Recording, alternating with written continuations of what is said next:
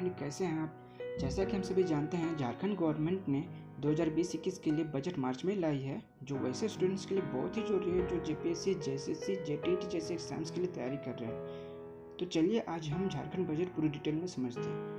Friends, budget किसी भी देश या राज्य का उस एक वर्ष में खर्च किए जाने के लिए अनुमानित धन होता है, जो विभिन्न स्कीम्स चलाने के लिए, एडमिनिस्ट्रेशंस को चलाने के लिए, विभिन्न सरकारी कर्मचारियों के वेतन देने के लिए, नवीन इंफ्रास्ट्रक्चर निर्माण के लिए, शिक्षा, स्वास्थ्य, रोजगार सृजन के लिए जैसे विभिन्न कामों के लिए बजट का प्रावधान किया जाता है।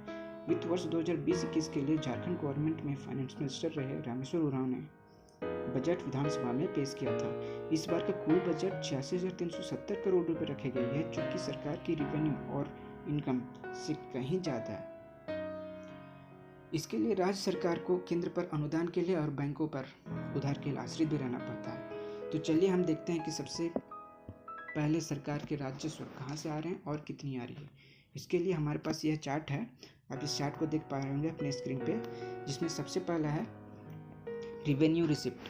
रिवेन्यू रिसिप्ट में सरकार की एक साल की अपनी कमाई होती है, आप इसको इनकम्स भी कह सकते हैं, जो इस बार की 75,308.75 करोड़ रुपए रखी गई हैं। और यह रिवेन्यू रिसिप्ट में 3 चीज़ें होती हैं। पहला tax revenue, non tax revenue और कैपिटल रिसिप्ट। टैक्स रिवेन्यू से 47,649.41 करोड़ रुपये हो रही हैं। वहीं नॉन टैक्स रिवेन्यू से 27,659.34 करोड़ रुपये हो रही हैं। और कैपिटल रिसिप्ट से 11,661.25 करोड़ रुपये हो रही हैं, आप देख पा रहे हैं। तो ये तो थी रिवेन्यू रिसिप्ट, सरकार की एक साल की कमाई, इनकम्स। अब हम देखते हैं कि सरकार ने जो बजट 86,370 करोड़ रुपये रखी है, वह कहाँ कहाँ खर्च करेंगे।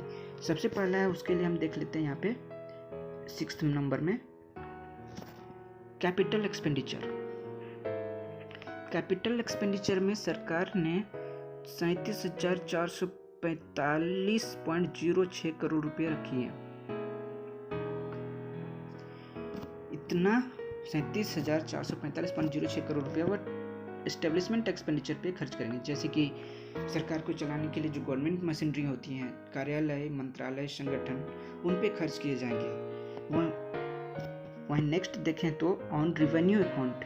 रिवेन्यू अकाउंट में सरकार ने 34,503.15 करोड़ रुपये रखी हैं। इसमें सरकार इंटरेस्ट पे करेंगी, सैलरी देंगे सरकारी कर्मचारियों को, पेंशन देंगे रिटायर्ड कर्मचारियों प्लस विधवाओं और वृद्धाओं को। नेक्स्ट है on capital account. Capital account में सरकार ने इस बार 2,941.90 करोड़ रुपये खर्च करने के लिए रखी है, जिसमें सरकार के अपने डेप्ट, अपने कर्ज चुकाए जाएंगे, गवर्नमेंट ऑफ इंडिया से ली हुई लोन चुकाए जाएंगे, कैपिटल एक्सपेंडिचर पे खर्च किए जाएंगे, लोन्स एंड एडवांसेस पे खर्च किए जाएंगे। और नेक्स्ट है जो लास्ट है स्टेट स्कीम, जो बहुत ही इम्पोर्टेंट पॉइंट है, क्योंकि बजट का बहुत ही बड़ा हिस्सा स्टेट स्कीम पे खर्च हो रही है। आप देख पा रहे हैं 48,924.94 करोड़ रुपये। 48,924.94 करोड़ रुपये सिर्फ स्कीम्स पे खर्च किए जाने वाले हैं। आप इस बार सरकार ने डिफरेंट स्कीम्स भी निकाली हैं, जैसे कि आप पोटो खेलकूद योजना, बिरसा हरित क्रांति योजना और सिद्धू कान्हू कृषि सिंचाई योजना जैसे स्कीम्स हैं, उस पर खर्च किए जाएंगे।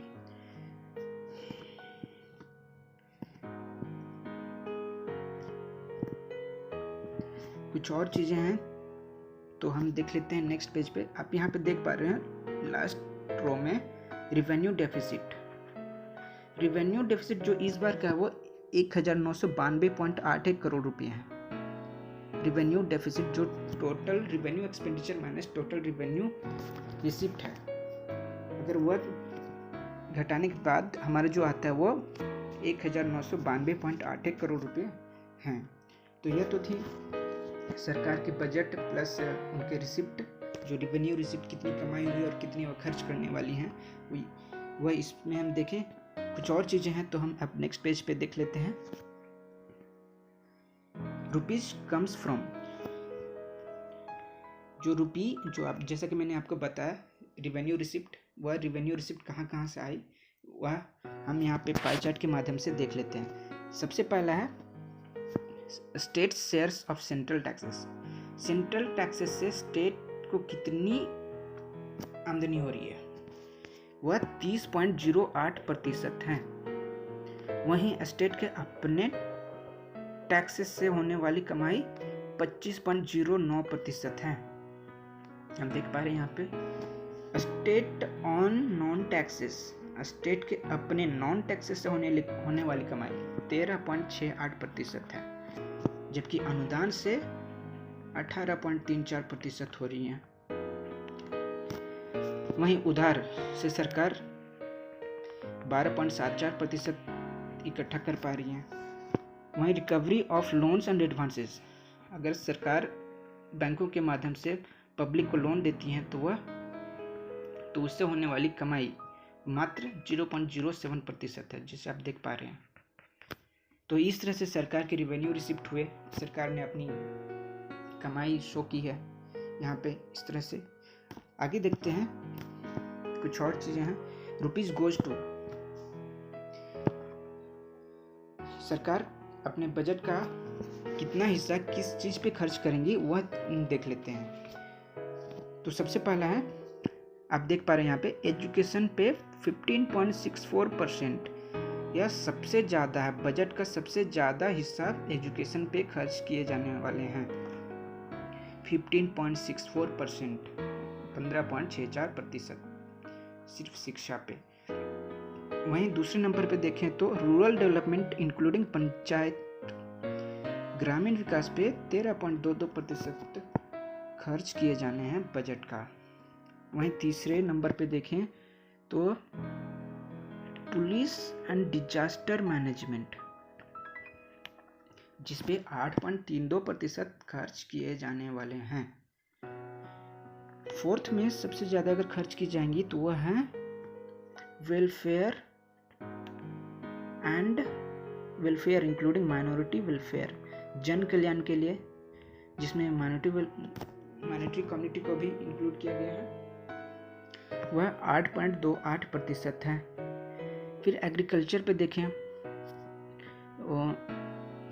पेंशन पे देख लेते हैं। उसके बाद पेंशन पे 8.17%, जो रिटायर्ड सरकारी कर्मचारी हैं, बुजुर्ग हैं, विधवाएं हैं, उनको पेंशन देने के लिए 8.17% खर्च किए जाएंगे बजट का। वहीं आप एग्रीकल्चर एंड अलाइड सेक्टर की बात करें, कृषि पे खर्च करने के लिए सरकार 7.26% खर्च करने वाली हैं।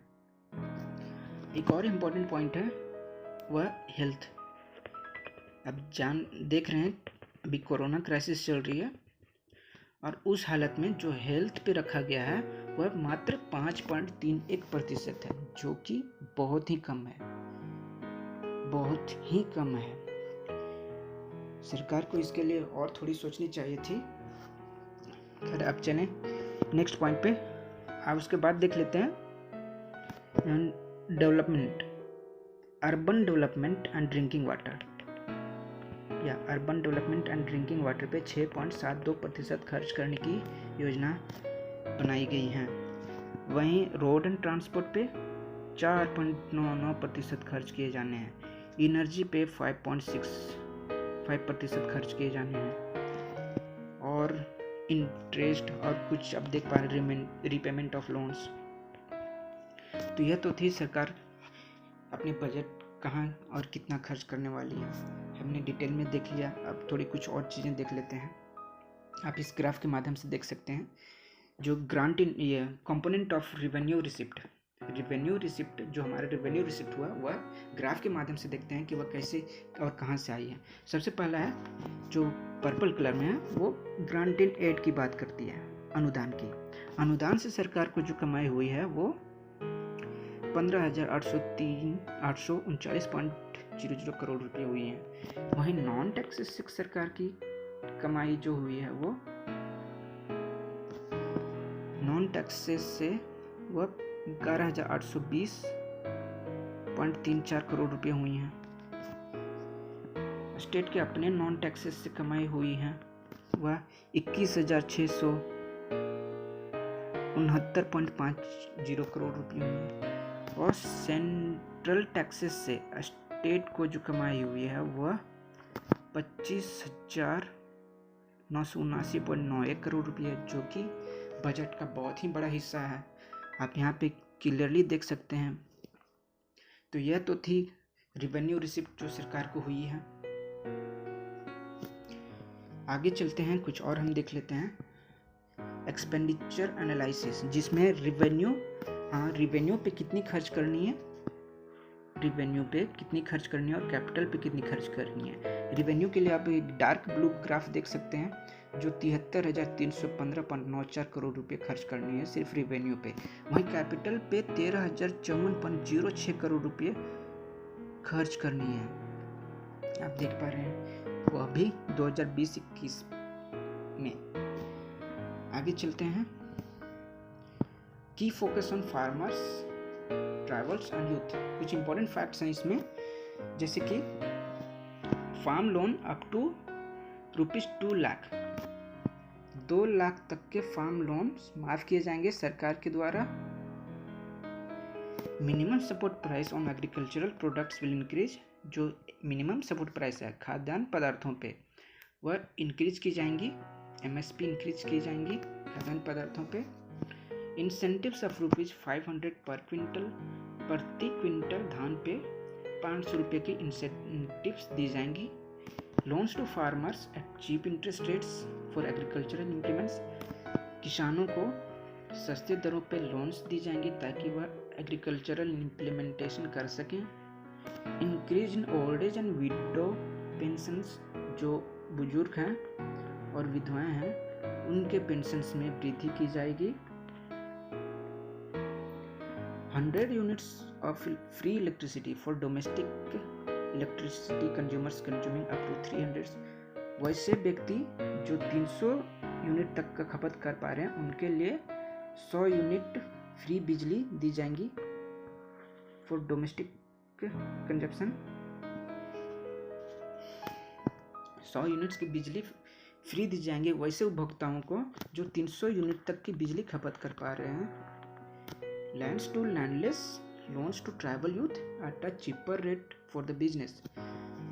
ट्राइबल यूथ हैं जो आदिवासी युवा हैं उनको सस्ते दरों पे लोन्स दी जाएंगी ताकि वह अपना बिजनेस शुरू कर सकें। लोन्स टू अनएम्प्लॉयड यूथ, जो अनएम्प्लॉयड है बेरोजगार युवा हैं उनको कुछ अलाउंसेस दी जाएंगी, जैसे स्टाइपेंड के तौर पे 5,000 से 7,000 रुपये तक दी जाएंगी। कुछ और हैं तो वो भी देख लेते हैं नेक्स्ट पेज पे। इसमें कुछ नहीं है, आप आगे हैं। यहाँ पे 2 पॉइंट हैं। Scholarship plans for all students up to class 12। जो क्लास 12 तक के जितने भी बच्चे हैं उनको स्कॉलरशिप दी जाएंगी। Scholarship. Launching of sari dhoti and lungi scheme for 57 lakh families. 57 lakh families को साड़ी धोती और लुंगी दी जाएंगी। यह एक तरह का स्कीम है जिसके तहत साड़ी धोती और लुंगी दी जाएंगी 57 लाख परिवारों को। नेक्स्ट चलते हैं। मैंने 100 यूनिट्स फ्री बिजली बता दी आपको। 100 यूनिट्स फ्री बिजली वैसे उपभोक्ताओं को दी जाएंगी जो 300 यूनिट तक खपत कर पा रहे हैं। नेक्स्ट पॉइंट है 8 लाख ट्रीटमेंट असिस्टेंस।